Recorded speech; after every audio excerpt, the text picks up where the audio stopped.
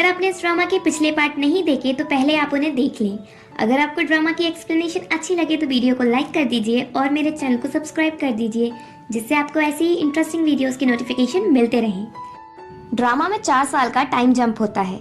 नियान बताती है, मैं आज भी नहीं भूल सकती जो उस दिन हुआ, पर आखिर में गोंग्यू की मॉम ने वहां पहुंचकर मुझे और फैंग को बचा लिया। इन 4 सालों में गोंग्यू का कुछ पता नहीं चला, पर मुझे बिलीव है कि वो जिंदा है और वापस जरूर आएगा। गोंग्यू के बिना फैंग और मैं एक दूसरे पर डिपेंड हैं। हम दोनों अब ब्रदर और सिस्टर की तरह जाने जाते हैं। हर साल की तरह नियान इस साल भी अपने सन से मिलने लंदन जाती है। जब नियान घर पहुंचती है तो होली स्टडी कर रहा होता है। नियान, क्या मैंने तुम्हें डिस्टर्ब कर दिया? होली, नहीं मॉम, आप तो मुझसे मिलने साल में सिर्फ एक बार आती हो। नियान, होली, क्या तुम इस बार न्यू ईयर पर मेरे साथ चाइना चलोगे? होली, ग्रैंडमा अलाउ नहीं करेंगी। नियान, हम दोनों मिलकर उन्हें मना लेंगे। होली, ठीक है। देन नियान मिसेस गोंग से जाकर मिलती है। मिसेस गोंग, नियान, मैं तुमसे कुछ डिस्कस करना चाहती हूँ। गोंग्यू को खोए 4 साल हो चुके हैं, तो मुझे लगता है अब हमें पब्लिकली अनाउंस कर देना चाहिए कि गोंग्यू मर गया है। नियान, गोंग्यू मरा नहीं है, वो जरूर वापस आएगा।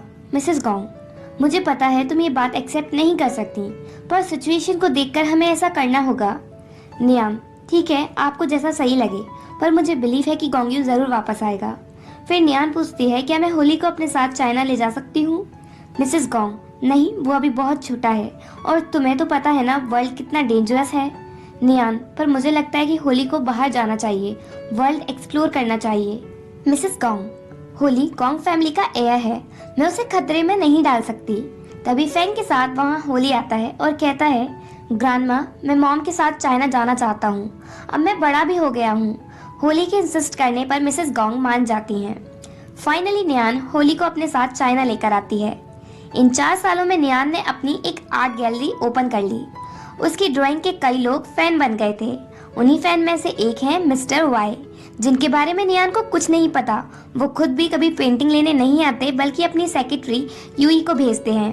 तो एक दिन यूई नियान की आर्ट गैलरी में आती है। नियान समझ जाती है कि ये पेंटिंग लेने आई है और वो उसे पेंटिंग दे देती है। फैंग नियान के पास आता है। नियान गोंग्यू के बारे में सोच रही होती है, तो फैंग उससे कहता है कि वो गोंग्यू का वेट करना बंद कर दे, क्योंकि वो वापस नहीं आएगा और कल एनी का टेक बैक अनाउंस हो जाएगा। नियान, ये गोंग फैमिली का मैटर है। फैंग, नियान, अगर गोंग्यू सच में वापस आ गया होता तो क्या वो तुमसे मिलने नहीं आता? एनी को कोई और बाय कर रहा है कि गोंग्यू को बिल्कुल भी परवाह नहीं है? नियान, क्या पता उसके कोई रीजंस हो। तभी नियान को अननोन नंबर से मैसेज आता है। नियान कॉल करती है तो आवाज से समझ जाती है कि वो मोना है। नियान मोना से गोंग्यू के बारे में पूछती है। मोना, ये मैं तुम्हें नहीं बताऊंगी, और कॉल कट कर देती है। नियान उसे अगेन कॉल करती है, पर वो अपना फोन ऑफ कर लेती है। नियान फैंग से कहती है कि वो इस नंबर की लोकेशन पता करे, क्योंकि मुझे लग रहा है गोंग्यू वापस आ गया है।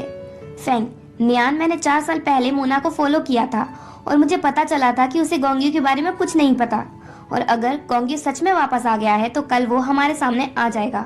वो एनी कंपनी को इस तरह जाने नहीं देगा, इसलिए हमें कल तक और वेट करना है। कल सारा सच हमारे सामने आ जाएगा। नियान, तुम सही कह रहे हो। नेक्स्ट डे कई रिपोर्टर्स एनी कंपनी के बाहर आ जाते हैं। उन सभी को वेट होता है कि आज क्या होने वाला है। क्या एनी कंपनी सेल हो जाएगी या गोंग फैमिली कंपनी बचा लेगी? नियान फैंग और होली के साथ कंपनी पहुंचती है। थोड़ी देर बाद गोंग्यू कंपनी पहुंचता है। नियान उसे देखकर बहुत खुश होती है। रिपोर्टर्स गोंग्यू को घेर लेते हैं। गोंग्यू कहता है, मुझे पता है आप सभी के पास बहुत क्वेश्चंस होंगे, पर अभी मुझे बहुत सारी थिंग्स संभालनी है, इसलिए मैं आप सभी के क्वेश्चंस का जवाब देने के लिए कॉन्फ्रेंस रखूंगा। अभी मैं बस इतना कहना चाहता हूँ, मैं गोंग्यू वापस लौट आया हूँ। गोंग्यू नियान से मिले बिना ही अंदर कंपनी में चला जाता है। नियान गोंग्यू से मिलने जाती है, पर वो मीटिंग में होता है, तो नियान होली के साथ बाहर बैठकर काफी देर तक उसका वेट करती है। नियान फैंग के साथ होली को वापस घर भेज देती है और अकेले वेट करते करते वहीं सो जाती है। एक एम्प्लॉय आकर नियान को बताती है कि मिस्टर गोंग तो यहाँ से 1 घंटे पहले ही निकल गए हैं। नियान को समझ नहीं आता कि गोंग्यू उससे मिलना क्यों नहीं चाहता। नियान वापस घर आ जाती है। थोड़ी देर बाद वहाँ गोंग्यू अपने बॉडीगार्ड को भेजता है नियान को घर लाने के लिए। नियान गोंग्यू के घर पहुँचती है। गोंग्यू के फेस पर कोई एक्सप्रेशन नहीं होते नियान से मिलकर भी, और कहता है, तुम आ गई, चलो डिनर करते हैं। नियान उसे हक कर लेती है। फिर दोनों साथ में डिनर करते हैं। नियान पूछती है, क्या मोना ने तुम्हें किडनैप किया था? गोंग्यू, खाते टाइम बातें नहीं करो। देन जब नियान डिनर के बाद वर्क कर रही थी तो गोंग्यू उसके पास आता है और उसे हक करता है। नियान, मुझे तुमसे बहुत कुछ पूछना है। गोंग्यू उसे किस करता है और कहता है क्वेश्चंस बाद में पूछना। फिर वो नियान को रूम में ले जाता है। नेक्स्ट मॉर्निंग नियान गोंग्यू के रूम में होटल की रिसिप्ट देखती है जिसमें कुछ दिन पहले की डेट होती है। नियान समझ जाती है कि गोंग्यू को इस सिटी में आए कुछ दिन हो चुके हैं पर वो उससे मिलने क्यों नहीं आया। नियान गोंग्यू से जाकर पूछती है कि जब वो सिटी में कुछ दिन पहले ही आ गया था तो वो उससे मिलने क्यों नहीं आया। गोंग्यू, हाँ नियान, मैं सिटी में कुछ दिन पहले ही आ गया था पर मैं तुमसे मिलने इसलिए नहीं आया क्योंकि मैं किसी की नजरों में आना नहीं चाहता था। अगर मैं तुमसे मिलता तो सबको पता चल जाता कि मैं वापस आ गया हूँ और मैं छुपकर कंपनी के फ्यूचर ट्रेंड्स ऑब्जर्व नहीं कर पाता। नियान, अच्छा ये सब ठीक है, तुम ये बताओ 4 साल पहले तुम कहाँ चले गए थे। गोंग्यू उसकी इस बात को इग्नोर करके रेडी होने चला जाता है। रात के टाइम गोंग्यू कंपनी से वापस आता है और सीधा नियान की आर्ट गैलरी जाता है। गोंग्यू नियान के साथ किसी और लड़के को देखता है। इतनी सी बात में ही उसे गुस्सा आ जाता है। फेंग उसे बताता है कि ये नियान का स्टूडेंट है, वो उससे ड्राइंग सीखने आता है। गोंग्यू अंदर जाकर उस लड़के से मिलता है। नियान ये देखकर सरप्राइज होती है कि गोंग्यू उस लड़की को उसके साथ देखकर जेलस नहीं हुआ। गोंग्यू, अब मेरा डिसऑर्डर ठीक हो गया है इसलिए मैं छोटी छोटी बातों पर गुस्सा जेलस नहीं होता। फिर गोंग्यू नियान से कहता है, कल मैं कंपनी से किसी को भेजूंगा जिससे वो तुम्हारी ड्राइंग मार्केट में लगाए जिससे तुम और ज्यादा फेमस हो। नियान, मुझे इसकी जरूरत नहीं है, मैं बस अपनी हॉबी के लिए ड्रॉ करती हूँ। गोंग्यू, पर तुम मेरी वाइफ हो, तुम हमेशा इस छोटी सी गैलरी में तो वर्क नहीं करती रहोगी ना। नियान, तो क्या अब तुम मेरे बैकग्राउंड से अफेक्टेड होने लगे।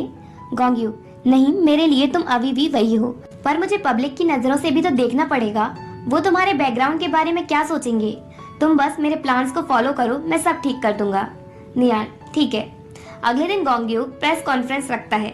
कॉन्फ्रेंस के बीच में नियान आ जाती है और वो सभी रिपोर्टर्स के सामने अनाउंस करती है कि वो गोंग्यू से ब्रेकअप करना चाहती है। गोंग्यू चौंक जाता है। नियान, 4 सालों तक मैंने जिस गोंग्यू का वेट किया वो नहीं आया और जो गोंग्यू आया वो पूरी तरह बदल चुका है। ये वो गोंग्यू नहीं है जिसे मैं प्यार करती हूँ। गोंग्यू नियान से कहता है वो उसके लिए प्रॉब्लम ना करे। नियान, मैं तुम्हारे लिए कोई प्रॉब्लम नहीं कर रही, बस मैं तुमसे ब्रेकअप कर रही हूँ। गोंग्यू नियान को गुस्से में प्रेस कॉन्फ्रेंस से बाहर खींच कर लाता है और इसी के साथ पार्ट 19 एंड होता है।